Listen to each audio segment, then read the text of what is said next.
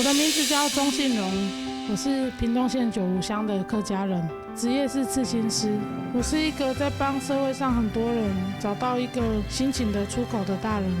在做刺青师之前，在社会上工作也有10几年，经历过一些比较挫折的过程之后，又找回了童年的兴趣。因为我从小就很喜欢画画，我的希望就是帮别人找到一个出口，然后让他们的生命更充满希望的往前走。每个人的现在都跟他的出生环境还有家庭有一定的关系。像这照片上，这是我母亲的背影。我出生在屏东一个比较乡下的家庭环境，然后也比较贫瘠。然后长大工作后，我才懂得他们真的很辛苦。到29岁这段时间，中间也因为会很努力，希望他们能开心，然后也发生过很多事，然后跟现在的职业也有一定的关系。这个是我手上的刺青，因为我出生在这个家庭。为什么会想刺这个刺青？就是因为感谢过去那些努力，然后还有得到的经历，然后感谢自己的成长环境，所以到了一个里程碑的时候，就把它刺在手上。然后因为从小热爱画画，我从小就很喜欢绘画这一块可是求学过程没有很顺遂。可是之后就是因缘机会，也是做了这个行业。很久以前就想做刺青，但是都没有那个勇气。会觉得好害怕，我去做这个帮人家在皮肤上面的工作，不是像我做一般工作，我做不好可能被骂，这个做不好就是有法律责任。可是那个时候的我就是完全没有钱，然后又不敢回家，然后自己觉得自己就是很无能为力。可是在那个时候就觉得，就是有一天偶然就看到天空，然后就觉得自己好像只剩下勇敢，然后那我还有什么没有做？然后就是有了勇敢之后，就是做现在的职业。然后这个是我现在开的店，我觉得开一家店就是最幸福的，就是看到客人的笑容。然后刺青这个行业在社会的观感里，可能是就是比较不 OK 的，但是我自己所营造的环境，因为我很注重家庭，上面那个是大学生，他们一起来就很开心。下面那个是妈妈带全家人一起来刺青，然后他是跟女儿刺一样的。儿子本来也要刺，但是还没当兵，妈妈就跟他儿子说：“你退伍就可以来刺了。”这样子。然后这个是我在屏东开店的朋友，我们除了刺青之外，也会一起做公益活动，也都会来店里讨论。刺青这个行业接触到很多，像刚刚是快乐的，就大家来嘛，就是新鲜，然后完成一个故事在身上。然后这个是就是很真实的，这个是2014年的8·1气爆，他跟他的朋友，就做林宇这位小姐，她跟她的朋友一起到高雄帮朋友的饮料店办一个开幕活动，他朋友是一个很热心的人，就是看到老奶奶还是看到那种小狗都会帮忙。结果他们因为回程就是遇到气爆，然后他朋友就过世了。然后他们是很要好的朋友，曾经就是要一起完成很多梦想，可能一起开店、一起买房子，因为2个人都很好。可是他朋友就这么过世了，然后他也被医生宣判他终身瘫痪，就是再也站不起来。但是那一天很特别，因为我的刺青店开在2楼，然后我就接到一通电话，他就打来说：“那个你是刺青师？”我说：“哦，对对对，我在你们1楼。”我就想说：“就上来就好了。”结果我一问之下才知道他是不方便上楼的，然后他就问说：“那你可不可以到楼下服务？”当然是都可以，然后就下去，然后看了他这样的情况。可是他不一样的是，他就是非常的乐观。他来跟我预约的时候，告诉我这些很伤心的故事，但是他没有哭，就让我看到他的坚强。然后刺完之后，他就是他们自己就是坐车回去，然后离开前我们还拥抱，这样子。然后虽然医生宣判他终身不能站起来，但是他很相信，他跟我说他一定要就是好好的复健，然后有一天他要自己走上这个刺青店的2楼。所以从这个行业，我会更感觉到，其实这不只是什么人家觉得你可能很叛逆，你可能觉得帅，你可能身体发肤受之于父母，你不懂，这个是纪念一些离开的人、离开的事，就是不会再发生的。所以就是又更让我感觉到这个行业的深意。然后这个就是右上那个就是刚刚那个小姐的图案，因为她的朋友是跆拳道教练，然后她就刺上这个跆拳道服，然后他们可能一起想完成的梦想，上面有房子啊，然后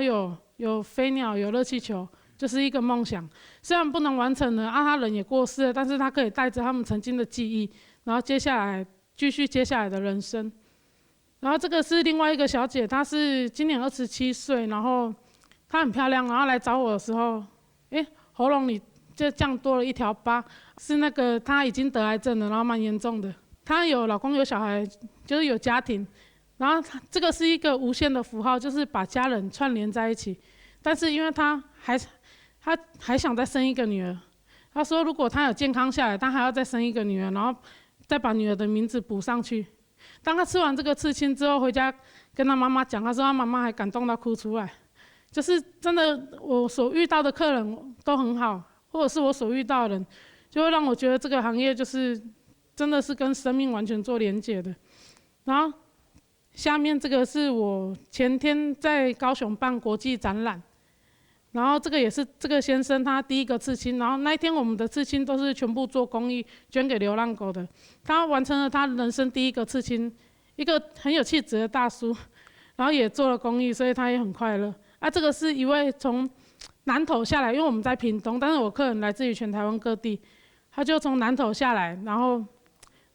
他也很爱流浪猫、流浪狗，然后就刺上他认养的猫咪，然后越来越多只，就很有趣。这也是我店里的客人，然后他是常年在外地工作，然后有一天他就跟我联络，他就说他就很想把关于家的东西刺在身上，然后我们就讨论那要怎么把妈妈呈现在自己的身上，之后就讨论出来，他说他喜欢花，然后我们就选了康乃馨，因为这是最符合妈妈的花这样子。然后旁边有一个，因为他说他很累的时候总是想到家，然后家就是他心里的一个方向，我们就把这个是指南针设计的比较缤纷，像宇宙的颜色，上面就又设计了羽毛，羽毛就是它代表自由，然后其实还有重生，还有守护的意思，就像天使它有羽毛一样。然后我们又加了彩色的色彩，旁边又加一些点缀，让这个整个图案更有意义。然后他吃完这个刺青，他给他妈妈看，他妈妈也很开心，然后很感动。下一张这是一个少年，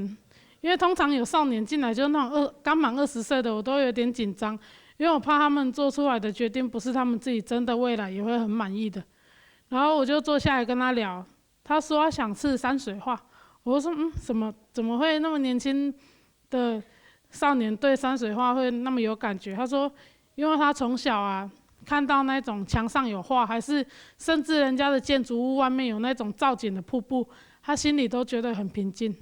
所以他就想把这些画刺在身上。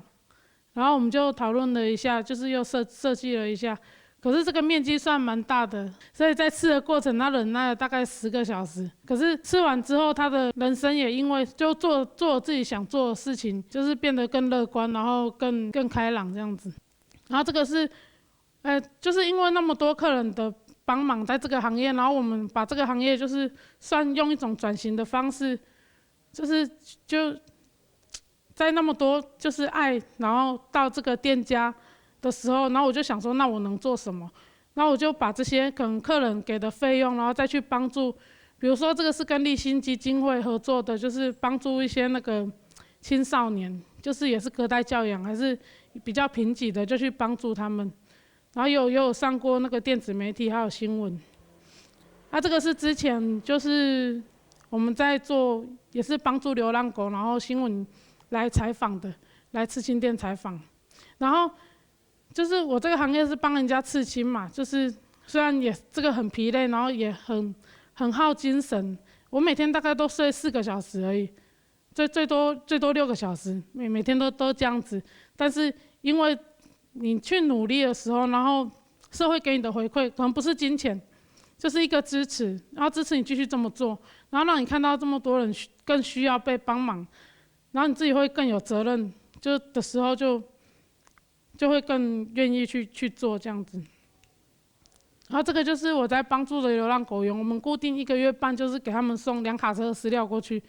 他们这这个妈妈她一个人养1000只流浪狗，就一个人，然后就觉得很感动，怎么有人为了这些不求回报的生命这么样的去努力？像我从10几岁读书的时候啊，就那时候那个年代还没有脸书，然后就是有一次我捡到一只流浪狗，然后就上网去帮它找主人，看有没有什么网站在 po 狗不见，然后就辗转看到这个黄妈妈，她就看到她的新闻，报她一个人照顾400多只流浪狗，然后散尽家产，狗狗又被不喜欢她的邻居毒死。然后从那时候没有经济能力的时候，就觉得我有一天就是一定要长大后要赚钱，要帮忙他，觉得这件事情在心里很深很深。然后到了现在自己比较有收入，然后大家也就是客人也很踊跃的情况之下，因为我自己觉得做这些事情的时候是发自内心的快乐，因为我也不求任何回报，然后就让大家来刺青的费用一起去帮忙，就让大家一起做爱心，所以其实来店里的客人也变得都是一个包一个，可能大家原本就有在做善事，有一样心意的人，然后就是他们狗狗生命很短暂啊，就顶多12年、13年，不像我们人类有时候就比较长啊，就是在他们有限的生命里面去帮助他们啊，就是我们都会得到就是很大的福报。然后我的行业给我带来的感触就是生命很短暂，因为来刺青的客人有80%都是因为生离死别，可能爷爷奶奶或者是自己比他年轻的人都有，或者是朋友，还有自己生命上遇到的许多困难，可能离婚，或者是就是感情失意，